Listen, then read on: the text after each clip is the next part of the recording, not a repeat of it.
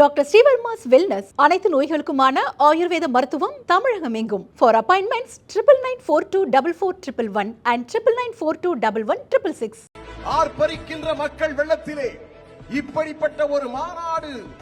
அந்த மாநாட்டிலே இதோ நம்முடைய காவலர் தெய்வம், நமக்காகவே உழைத்தவர், 50 ஆண்டு காலமாக உழைத்தவர், இறுதி வரை உழைப்பேன் என்று சொன்னவர், இடஒதுக்கீட்டை நமக்கு மட்டுமல்ல அனைத்து சமுதாய மக்களுக்கு வாங்கி கொடுப்பேன் என்று சொன்ன அற்புத தலைவர், நம்முடைய காவல் தெய்வம், தமிழின போராளி மருத்துவர் ஐயா அவர்கள் இதோ வருகிறார். ஆர்ப்பரிக்கின்ற அலைகடலான மக்கள் வெள்ளத்தின் முன்பாக நம்முடைய கொடியை, ஈனமான கொடியை, பட்டொலி வீசி பறக்கக்கூடிய கொடியை ஏற்றுவதற்காக மருத்துவர் ஐயா அவர்களும் மருத்துவர் அன்புமணி ராமதாஸ் அவர்களும் மாநாட்டிலே இருக்கக்கூடிய மக்களை பார்த்து கையசைத்து வாழ்த்துக்களை தெரிவித்துக் கொண்டிருக்கிறார்கள். இதோ நம்முடைய அருமை தலைவர், நீதியை கேட்டவர், ஒற்றுமையை வளர்த்தவர், களம் கண்ட நல்லவர், மீண்டும் பல களங்களை ஒடுக்கப்பட்ட மக்களுக்காகவும் உரிமை கோரும் மக்களுக்காகவும் உழைத்து காட்ட வேண்டும் என்று சொல்லி ஓயாது போராடி வரக்கூடிய அருமை தலைவர் ஐயா அவர்கள் இதோ மாநாட்டிலே எழுச்சி உரையாற்றுவதற்காக இன்றைக்கு புகழ்பெற்ற இந்த மாநாட்டை, வரலாற்று சிறப்புமிக்க இந்த மாநாட்டை நடத்தி காட்டுவதற்காக இதோ வருகிறார்.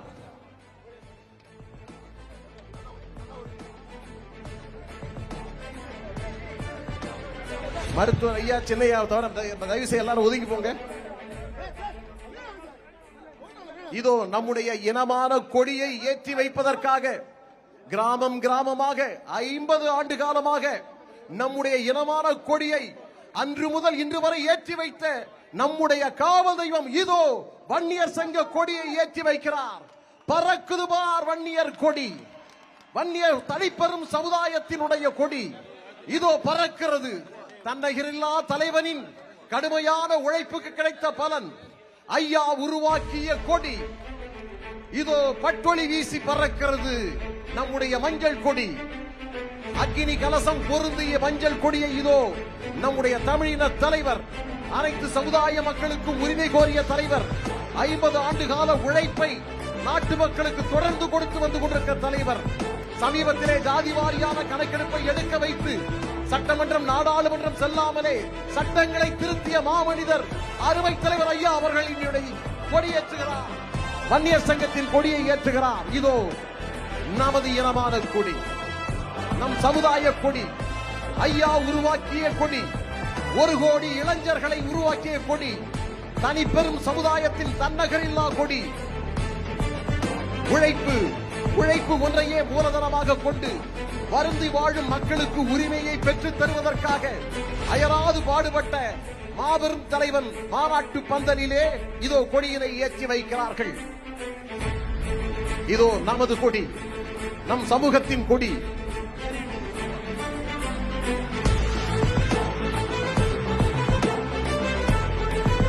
பட்டொலி வீசி பறக்கிறது.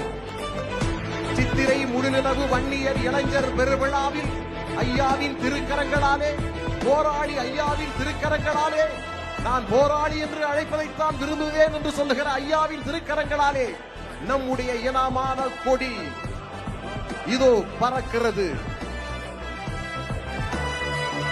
நம்முடைய குடும்ப தலைவர், நம்மையெல்லாம் இணைத்தவர், காலம் காலமாக உழைத்து உழைப்பை ஒன்றையே நமக்கு கொடுத்தவர், சிறைச்சாலை ஏகியவர்,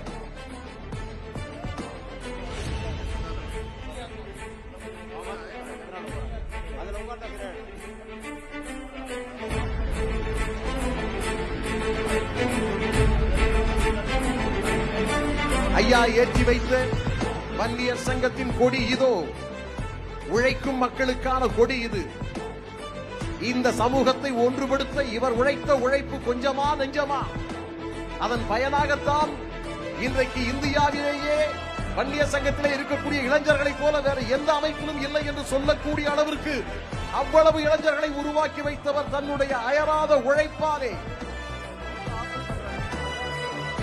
இதோ நம் தலைவர், குடும்ப தலைவர், காவல் தெய்வம், தனிப்பெரும் சமுதாயத்தின் தன்னகரில்லா அடையாளம், தமிழின போராளி மருத்துவர் ஐயா.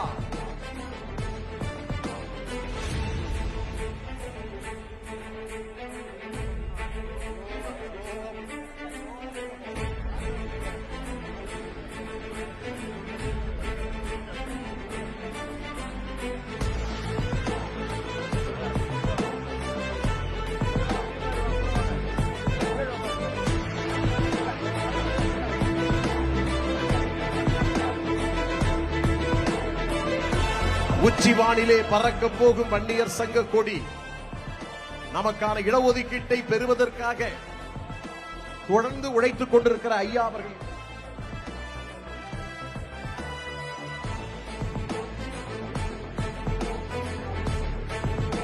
சித்திரை பெருவிழா வன்னிய இளைஞர் பெருவிழாவில் வன்னியர் சங்கத்தினுடைய முகப்பு கொடியை ஐயா அவர்கள் ஏற்றி வைத்திருக்கிறார்கள். நீங்கள் எல்லாம் ஐயா வளர்த்த பிள்ளைகள், ஐயா வளர்த்த பிள்ளைகள் தானே. கட்டுப்பாடு, ராணுவ கட்டுப்பாடு, ஒரு மாநாடு எப்படி இருக்க வேண்டும் என்பதற்கு பல உதாரணங்களை அடுக்கி தந்தவர் நம்முடைய ஐயா அவர்கள். அதற்கு இணையான மாநாடாகத்தான் கட்டுப்பாடோடு இந்த மாநாட்டை நடத்தி கொண்டிருக்கிறார்கள். இந்த மாநாட்டை நடத்துங்கள் என்று மருத்துவர் அன்புமணி ராமதாஸ் அவர்களுக்கு ஐயா கட்டளையிட்டார். இதனால் இவன் முடிப்பான் என்றாய்ந்து அதனை அவன் கண் விடல் என்கிற அடிப்படையிலே இன்றைக்கு அன்புமணி கண் விடல் ஐயா அவர்கள் இப்பொழுது கொடியேற்றி இருக்கிறார். உங்களுடைய பலத்த கரவொளி விண்ணை பிளக்கட்டும், வான் அதிரட்டும். இன்று ஏற்றப்பட்டிருக்கிற இந்த கொடி நாளை கோட்டையிலே கொலுவித்திருக்கிற கொடி, ஐயாவாலே உருவாக்கப்பட்டு வழிநடத்தி இந்த மாநிலத்தை வழிநடத்த போகும் கொடி இது.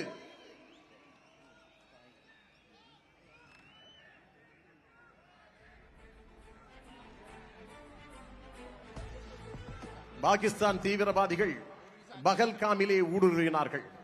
சுற்றுலாவுக்கு சென்ற இந்திய பெருமக்களை சுட்டுக் கொன்றார்கள்.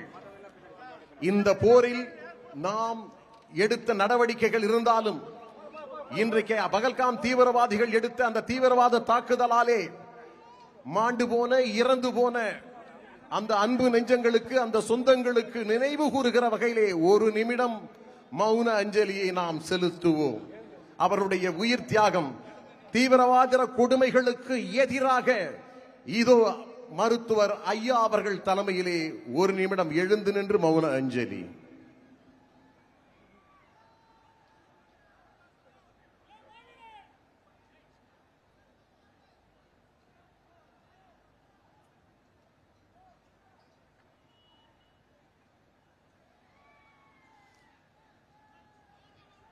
அடுத்த நிகழ்ச்சி தொடங்குகிறது. இயல்பான நிலைமைக்கு நீங்கள் திரும்பலாம்.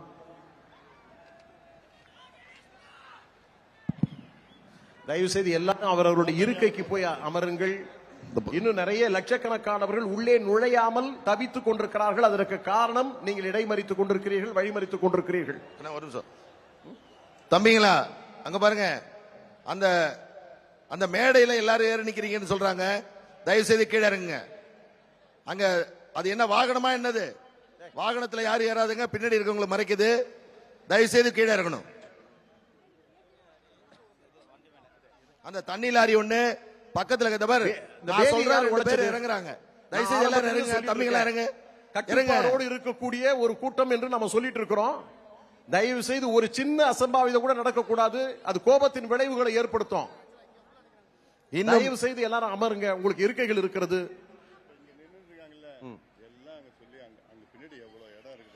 நீங்க ஐயா சின்னையா பேச்ச கேப்பீங்களா இல்லையா? தயவு செய்து அங்க போங்க. இந்த பக்கம் நிக்கிற எல்லாருமே அங்க போங்க.